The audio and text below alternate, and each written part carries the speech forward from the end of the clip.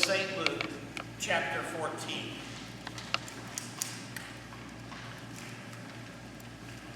One Sabbath, when he went to dine at the house of a ruler who belonged to the Pharisees, they were watching him closely. Now, he told a parable to those who were invited. When he marked how they chose their places of honor, saying to them, "When you are invited by anyone to a marriage feast, do not sit down in a place of honor, lest a more eminent man than you be invited by him. And he who invited you both will come to you and say, 'Give place to this man,' and then you will begin with shame to take the lowest place. But when you are invited, go and sit in the lowest place, that when your host comes to you, he may say, 'Oh, friend, go up higher.' Then you will be honored in the presence of all who sit at the table with you.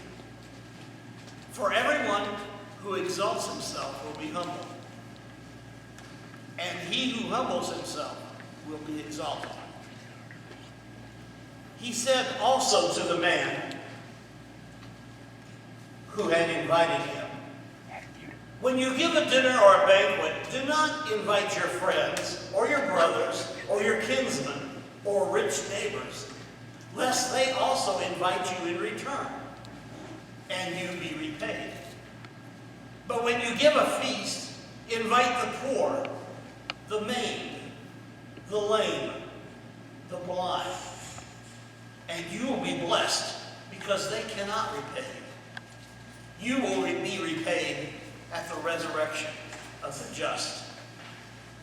The Gospel of the Lord. Please be seated.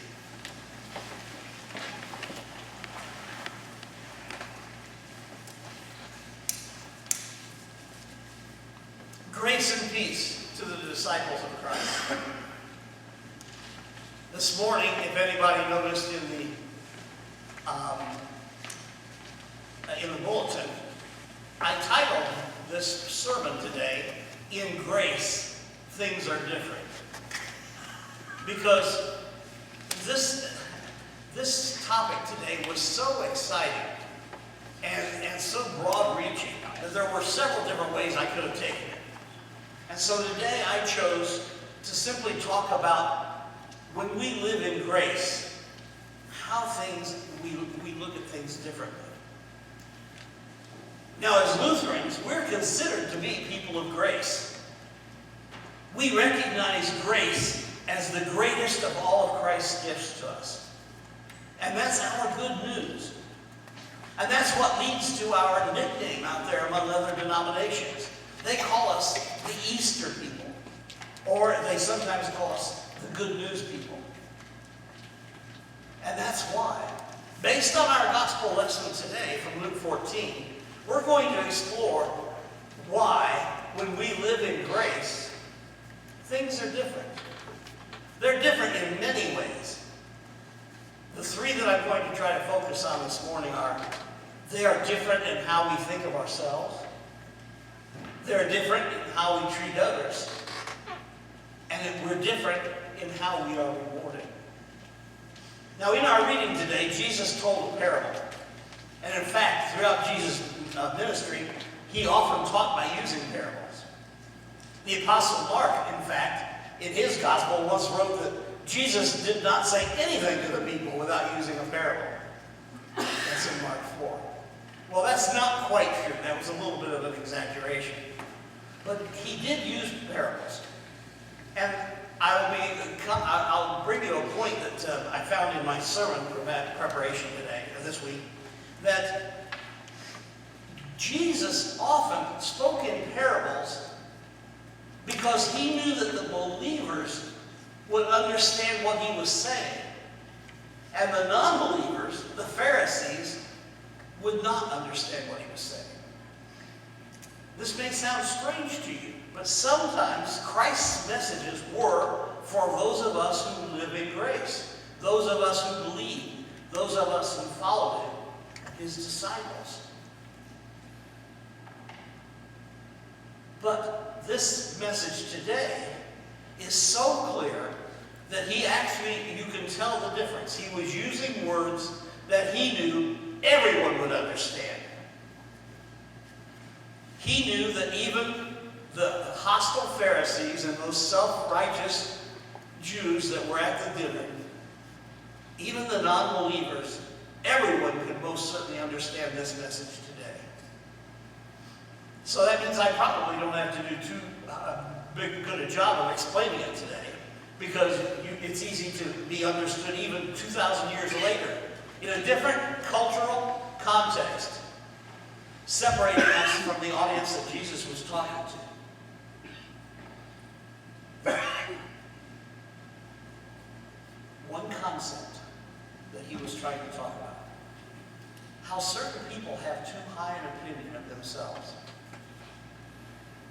That's what this is all boils down to. You know, I read for, a minute and a half, but it all boils down to this. That's what he's talking to. And you can imagine the intense embarrassment someone would feel if they were to be escorted right in front of the other guests from the place of honor to the place of least honor. And you yourself probably know people who pretty much go out of their way to do nice things for others, only with the expectation of them doing something nice for them.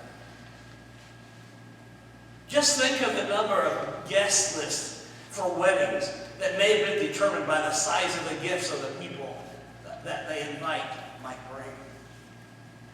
Sorry, that's cold, but that's a reality.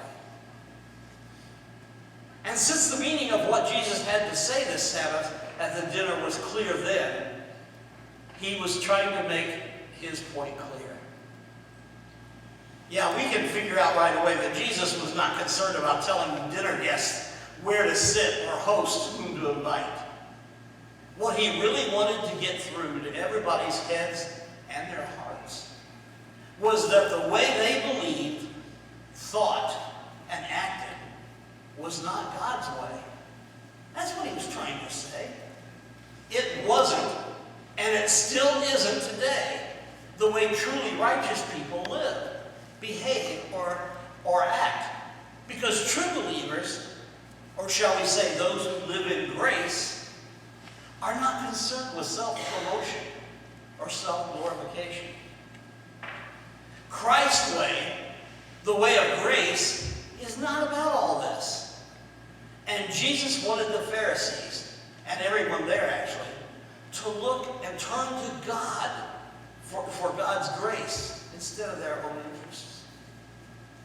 Now, sadly, to a lot of people in the world, grace isn't much more than just a word. Most people know that it has some kind of religious meaning, but they're not exactly sure just what. Some know that Christians think grace is amazing, even if it's just because of that song. Amazing Grace. The more informed people will recognize that grace has something to do with salvation, something to do with how or why people go to heaven. But that's often the extent of others' understanding of grace. So once and for all, let's define grace. Because some of us might be hard-pressed. If we were in an elevator and had 30 seconds to answer a non-believer in the elevator, what is grace? We may be hard-pressed to come up with a concise, we know what it is, we know how it feels, we just can't say it. So let me give you something to say next time. Grace. Grace is God's undeserved love for undeserving sinners. Period. That's it. There's not a theologian in the world, there's not a Christian pastor in the world that will argue with any word in that sentence. Let me repeat it once. Grace is God's undeserved love for undeserving sinners. But that's what we already understand.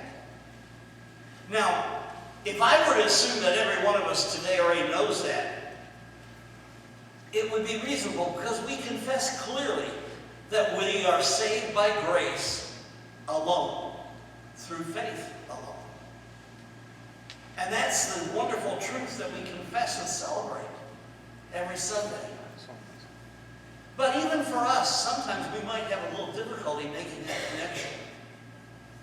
What does grace have to do with how we think and live? Well, that's a good question. Jesus probably wishes one of the Pharisees had asked him that question. He would have jumped on it. But they didn't. So he told them anyway. He showed them the connection between the love of God and Christian humility. You see, a believer in Christ has a completely different idea of self-worth.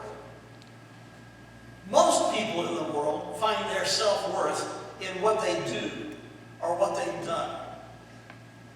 Whether they're a parent, an athlete, a president, a hero, or what class they are, what social class, even their height, their beauty, their brains. Or sometimes they find their worth in how other people honor them.